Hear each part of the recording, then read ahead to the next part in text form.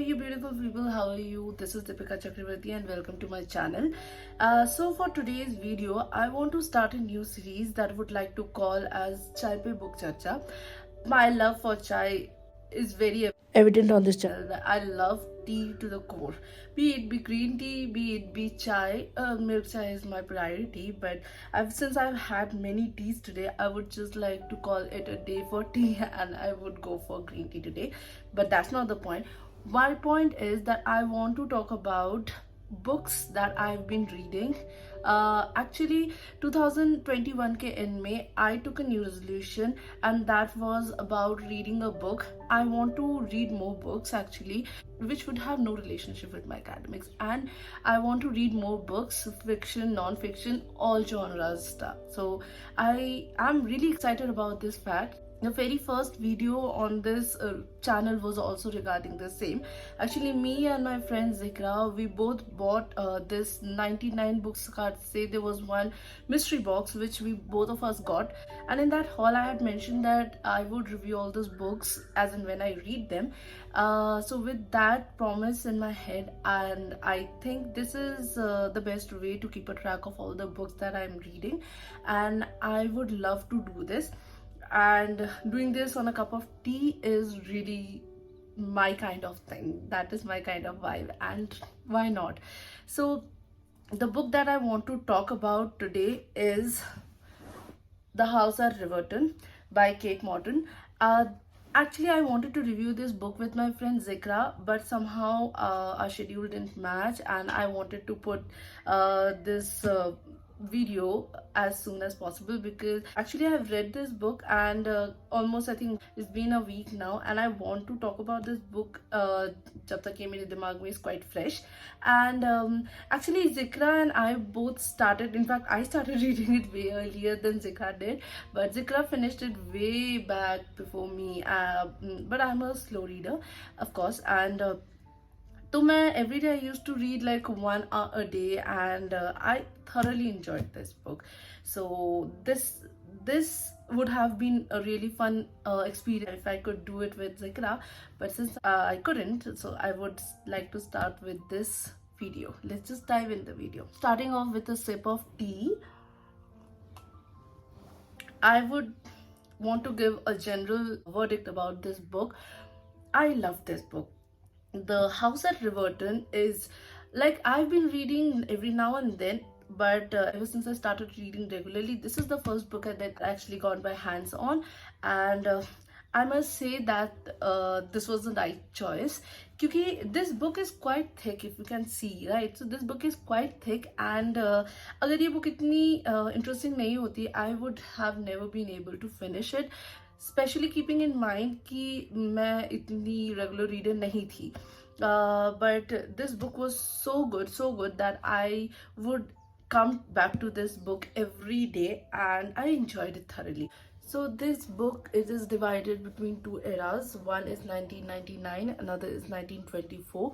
The narrator of the story is actually in her late 80s now, and she is narrating the story from this era, from 1999. She is recalling all that happened in 1924. This whole story revolves around a housemaid named Grace and the lady she's working for named Hannah, and her sister, actually her family basically. The thing that I loved about this book is, you know, keeping aside all the characters and what they did and how did the thing ended, you know, what I loved about this book is how convincing this book is, how convincing the writer is when she writes thing, when she says that this person did this, I would believe that that was the best thing that she could do. Every action the character had performed was justified for me.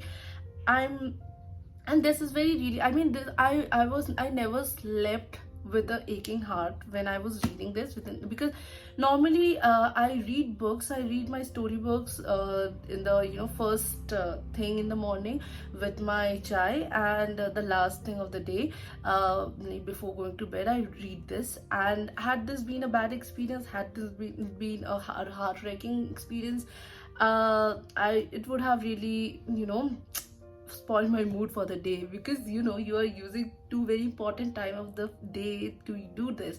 So they didn't do that, and I'm very thankful for that. I mean, every now and then I was heartbroken. I mean, about, obviously when you are reading this, you are actually visualizing everything that relates you to the book, you're experiencing all that, so you are bound to feel that pain. You know, some days you want something to happen, but that is not how the story would turn out. I kept on having this thought कि okay, मेरे हिसाब से ये होना चाहिए था, ये नहीं हुआ, but I'm sure something else would happen and I would look forward to read that. So that what kept me going with this book, so kudos to that. I would like to talk a bit about the characters itself. The main character for me was obviously Grace. She's the narrator of the story. This is her experience. This whole story is with her perspective, and you know, she's a household she's a house help, and she did things. Obviously she is helping her lady for everything, and whatever she did, you know, even as a person of this era, I might think कि ये चीज़ें गलत है, you know, as a house help. Even then, as a house help, you're not supposed to be treated like this. But when she is doing things, she is facing things, and she is narrating things, I realize कि she is from certain era, she is from certain period of time, and at that particular period of time, the structure, the society was different, and that's the way they were treated, that's the way they behaved, and it totally made sense to me. Never at any point of time I felt ki this is unnecessary. I realized that she's from certain era, and at that point of time, that kind of behavior, that kind of situation was normal, and although I would feel bad about those things, but it never brought me to the situation where I would feel something like this is too heart-wrenching. It made me feel their condition, that appropriateness of the time and action of the characters was the main part of the book for me, and I loved it for that. Throughout the book, Grace was the person who was actually talking, and most of the things that we could see was from her perspective. The thing that I could take from Grace was how loyal she was to the person that she was serving.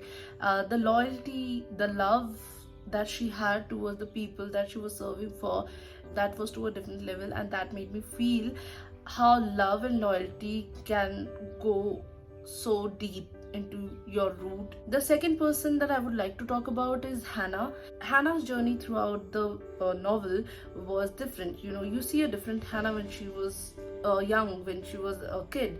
Then as a toddler, you see a different person. As a young person, as a person who has grown up to be a woman, she was different. And throughout her whole journey, the things that she portrays was so appropriate to whatever she was, and sometimes it was not as well, but you would love her journey as a woman that she grows up into.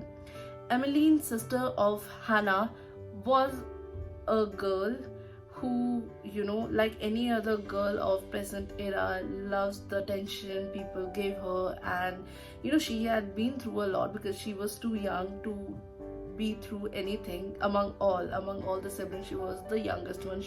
So for her, all her difficulties, all her sorrow came quite early in her age. So the way she transformed in her life was the only way she could do it, right?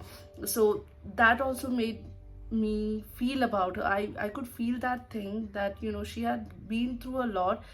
Right or wrong, she was the character that she was, and that exactly shows how the youth can be, and it makes you see her through the perspective of a young girl who just likes attention, who wants love, and is so passionate yet so carefree, and all that thing that then there's Robbie, who's another character who was the writer, actually around which the whole story kept on revolving. This writer actually committed suicide, and everyone around the world would want to know why did he do that, but never no one got to know that. Only 3% knew that, and those were two sisters, Hannah and Emmeline and Grace, who kept the secret to herself till her deathbed.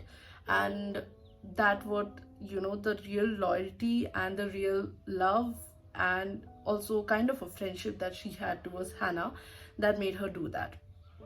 All the characters, no one is exaggerating anything, they're just living their life, and you would live with them. You would just, as you read the book, you would follow through their journey. You would realize their pain, you would realize maybe things that they have done other way they were supposed to be done.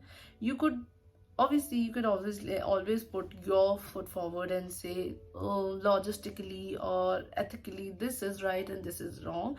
But if you read this book, you realize that there's no ethical thing that needs to be put in someone's life when it is for real.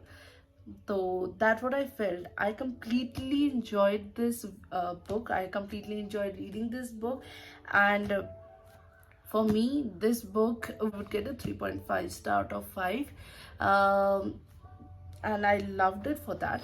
I would totally recommend this book to you if you like a light read, if you like a read that, if you like love, if you like real life, if you like suspense to a certain level, definitely can go for this book. I would recommend this to you all.